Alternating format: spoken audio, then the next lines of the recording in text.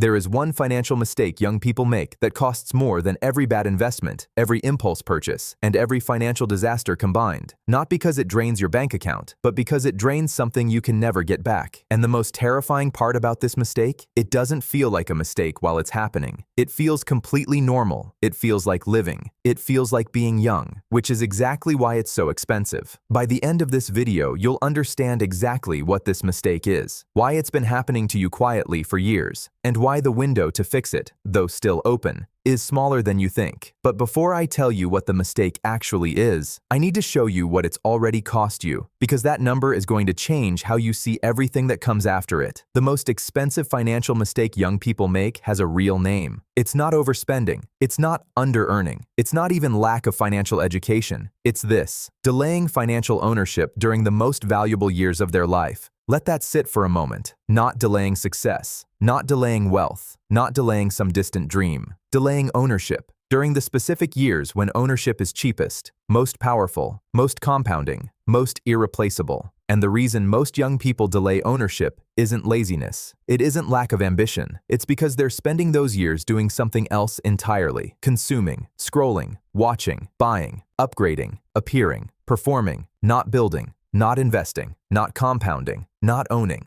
And here's the line that should genuinely concern you. Every year spent consuming instead of building isn't just a wasted year. It's a compounding year spent in reverse. Because time, the one ingredient that makes everything in finance work, doesn't pause while you figure things out, doesn't wait while you feel ready, doesn't pause while the moment feels right. It just moves, quietly, consistently, expensively. And this is where the story gets darker. Because the consumption happening in young people's lives right now isn't entirely accidental. There is a war being fought over your attention right now. Not metaphorically, literally. Some of the most intelligent people on Earth, engineers, psychologists, behavioral scientists, are employed full-time to keep your eyes on a screen, to keep you scrolling instead of building, watching instead of creating, consuming instead of compounding. And they are very good at their jobs. Here's what most people don't connect. Every hour you spend consuming content is an hour that isn't compounding, not just financially, in every direction that matters. The skill you could be building isn't being built. The business you could be starting isn't being started. The investment you could be making isn't being made. The knowledge that compounds over time isn't accumulating. Instead, someone else's metrics are growing. Someone else's revenue is compounding. Someone else's asset is being built, using your time. And here's the part that should make you genuinely uncomfortable. The platforms profiting from your attention were not designed for your benefit. They were designed for your engagement. And engagement and benefit are not the same thing. Engagement keeps you scrolling. Benefit builds your future. Most young people are trading their most valuable compounding years for engagement, for entertainment, for the feeling of being connected and informed and entertained, while the clock, the most important financial instrument they own, keeps moving. This isn't about demonizing technology. It isn't about deleting your phone. It's about understanding what is actually happening when you open an app for the 4th time in an hour. You are not relaxing. You are paying with the only currency that cannot be earned back: time. And the cost of that payment becomes clearest when you understand something most young people have never been shown. Here's the thing: nobody explains clearly enough. Your age right now is worth more than money. Not emotionally, not as motivation, mathematically. A 20-year-old with consistency, basic investing, and patience can outperform someone earning 3 times more who starts 15 years later. Not because they're smarter, not because they worked harder, because of one thing: they started earlier. And this is where most young people have a fundamental misunderstanding about wealth. They believe the key ingredient is income. Earn more, make more, get a better salary. But the actual key ingredient is time. And right now, whatever age you are watching this, you have more of that ingredient than you will ever have again in your life. Every year that passes, that ingredient quietly disappears. And what makes this more than just an investing lesson is this: time doesn't just compound money, it compounds everything. A skill learned at 20 compounds for decades. A network built at 22 grows exponentially. An audience started at 24 reaches a size impossible to replicate starting at 40. A business launched early survives long enough to become something real. Compound interest in finance is powerful, but compound growth across skills, networks,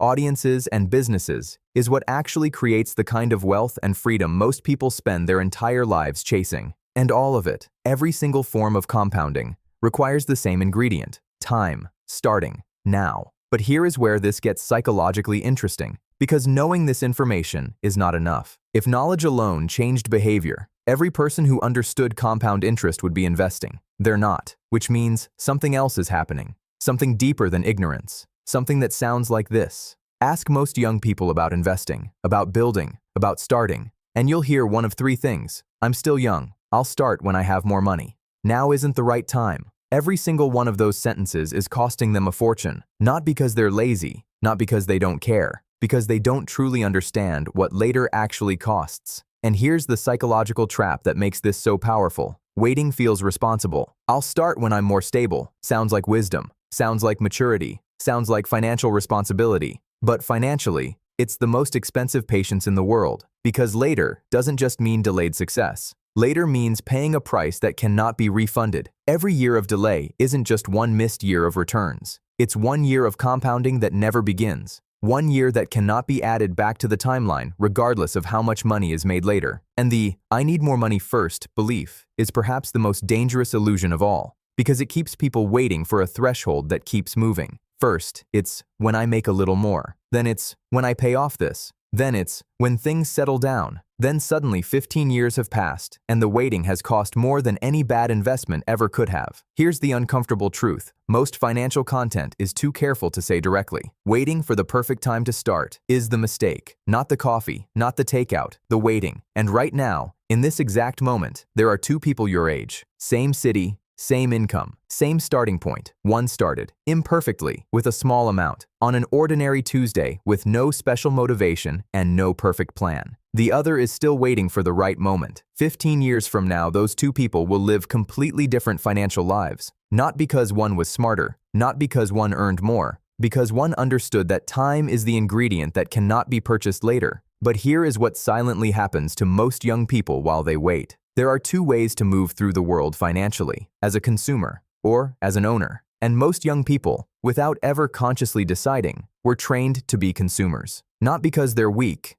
not because they're careless, because every system around them, advertising, social media, culture, peer groups, rewards consumption and punishes patience. A new phone gets likes, a new outfit gets attention, a nicer apartment gets admiration, an investment made quietly gets nothing. A skill built slowly gets nothing. A business started humbly gets nothing visible. And humans respond to reward. So gradually, without realizing it, young people build an identity around consumption, around looking successful, around upgrading, around performing a version of financial arrival that has no financial foundation beneath it. And every income increase gets absorbed into this identity. First salary, lifestyle upgrade. Raise, lifestyle upgrade. Bonus, lifestyle upgrade. This is lifestyle inflation, and it is quietly one of the most financially destructive forces in a young person's life. Not because enjoying life is wrong, but because of the trade happening invisibly on the other side of every upgrade. Every lifestyle increase that happens without a corresponding asset purchase is an exchange. Present appearance for future freedom. And appearances feel like everything in the moment. Assets feel like nothing. A new phone feels like progress. An index fund contribution feels like nothing. New clothes feel like success. A skill course feels like nothing. A nicer apartment feels like arrival. A small business investment feels like nothing. But 15 years later, the feelings are reversed. The phone is obsolete. The outfit is forgotten. The apartment is a distant memory. And the investments, the ones that felt like nothing, are the only things still working. This is the identity shift that changes everything. Stop asking, how does this look? Start asking, what does this build? Because there is a version of you that reaches 40 looking back at their 20s and 30s with one devastating thought. I performed success for years, while never actually building it. And this connects directly to something most young people were simply never taught. School teaches you how to earn money. Nobody teaches you how to make money work. And that single gap in education is responsible for more financial struggle than any spending habit ever could be. There are two types of things you can own: liabilities and assets. A liability takes money out of your pocket, continuously, quietly. A car payment, a depreciating purchase, a lifestyle that costs more each year. An asset puts money into your pocket, an investment that grows, a skill that generates increasing income, a business that works beyond your direct hours, content that earns while you sleep, ownership of something that appreciates. Most young people spend their entire early financial lives accumulating liabilities while believing they are building success. And connected to this is the difference between active income and passive income.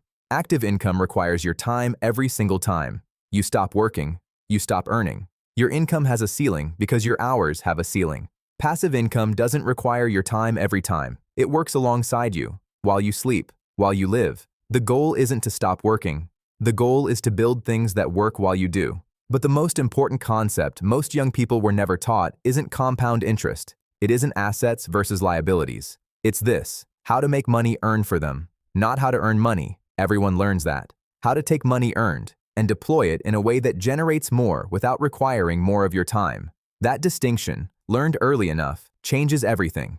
Learned late, it becomes the source of the deepest financial regret most people carry. And I want to show you exactly what that regret looks like in numbers, because this next part is where everything we've discussed stops being abstract. Two people, same age. Call them Amir and James. Amir starts at 20. He doesn't have much, but he starts. Consistently, patiently. A small amount every month going into a diversified investment. Nothing dramatic, nothing requiring a high salary, just consistent, patient, boring. James waits. He's focused on building his career first, getting more stable, earning more before he starts taking investing seriously. James starts at 35. By then, he earns significantly more than Amir ever did at 20. He starts investing a much larger amount each month. Serious money, aggressive catch-up. Here's what the math shows. Amir, with smaller amounts and 15 extra years, can still end up wealthier than James. Not because Amir was smarter, not because Amir earned more, not because Amir worked harder, because Amir gave compound growth 15 extra years to work. And compound growth doesn't care about your salary. It cares about time. That's the part that stops people. Not the percentages, not the returns. The realization that time, the thing young people feel like they have unlimited amounts of, is the actual engine behind wealth building, and it cannot be purchased later. James can earn more, invest more, work harder, sacrifice more. But James cannot buy back 15 years. Those years existed. They were available. They belonged to James just as much as they belonged to Amir, and they passed unused. Now think about your own timeline. Every year you are currently living through is either Amir's years or James's years, either quietly working for your future right now, or becoming the years you cannot buy back later. There is no third option. But the real cost of this mistake goes beyond any number I can show you, because what's actually lost isn't measured in money. Everyone talks about the financial cost of starting late. Nobody talks about the real cost. The real cost isn't a smaller retirement account. The real cost is losing options. Think about what financial ownership actually gives you. The ability to say no to work that drains you. The ability to choose how you spend your time. The ability to walk away from situations you've outgrown. The ability to take care of people you love without fear. The ability to take risks that could change your life because your survival isn't dependent on the outcome. That's not a financial outcome. That's a life outcome. And here's the devastating reality for people who delay financial ownership during their most valuable years. They don't just reach 40 without wealth. They reach 40 without options. Forced to stay in jobs they've outgrown because they need the income. Forced to keep working indefinitely because nothing is working for them while they rest. Forced to watch opportunities pass because they can't afford the risk. Not because they failed dramatically. Not because they made catastrophic mistakes. Simply because during the years when time was their most powerful asset, they didn't know to use it. And this is what keeps people awake at night when they finally understand it. Not regret about money. Regret about freedom that was available and quietly slipped away while they were busy looking successful. There is a version of you at 40 that has options, that built something during the years when building was cheapest, that owns things that work while they rest, that can say no to the things that drain them, that looks back at their 20s and 30s not with regret, but with quiet gratitude for the decisions made when they didn't feel like they mattered yet. And there is a version of you at 40 starting from scratch, with less time, more responsibilities, higher costs, and the specific awareness of what the earlier years could have been used for. Both versions are being decided right now, not in one dramatic moment, not in one big decision. In the small, quiet daily choices happening during the years most people treat as a warm-up. Here's the truth this entire video was built toward. You still have time. Not unlimited time. Not the same time you had 5 years ago, but time. The Amir story isn't over for you.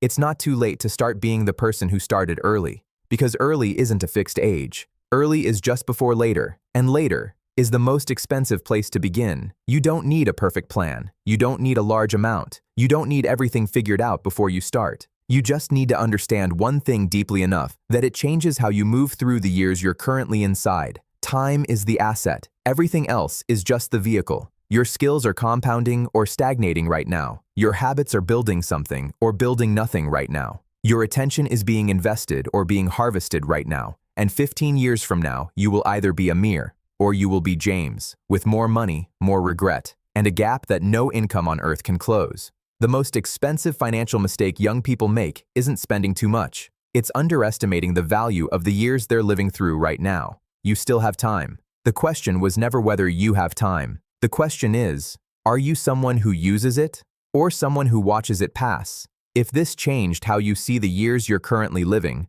share it with one young person who needs to hear it. The earlier they understand this, the more time they have to use it.